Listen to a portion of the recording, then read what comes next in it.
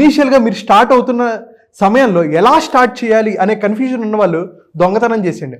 Flipkart Amazon నుంచి copy కొట్టేసింది. Zomato Yelp అనే ఒక కంపెనీ నుంచి కాపీ కొట్టింది, ఐడియాస్ని స్టీల్ చేసింది, ఇన్స్పైరేషన్ పొందింది.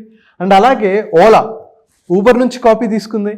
అండ్ అలాగే మనం చూసుకుంటే ఓయో రూమ్స్ మోస్ట్ సక్సెస్ఫుల్ అయ్యారు. ఎక్కడి నుంచి? ఎయిర్బిఎన్బి నుంచి.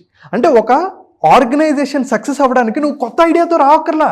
ఉన్న ఐడియా ఏదైతే ఉందో దాన్ని ఫోకస్ మార్చి టార్గెట్ ఆడియన్స్ మార్చేసి నువ్వు జనాల్లోకి వెళ్ళిపోవచ్చు. సూపర్ సక్సెస్ అయ్యారా లేదా? మనిషి సక్సెస్ అవ్వాలి, ఏం చేయాలి? అయితే కాపీ చేయడం తప్పు కదా, దొంగతనం చేయడం తప్పు కదా.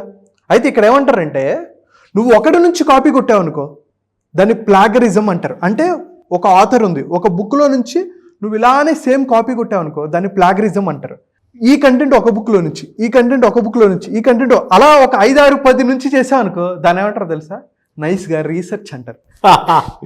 నేను రీసెర్చ్ చేశానండి అంటారు. రీసెర్చ్ చేసావంటే నువ్వు 10 బుక్స్ రిఫర్ చేసి అక్కడ నుంచి ఒక పాయింట్, ఇక్కడ నుంచి ఒక పాయింట్ నువ్వు తయారు చేసుకున్నది.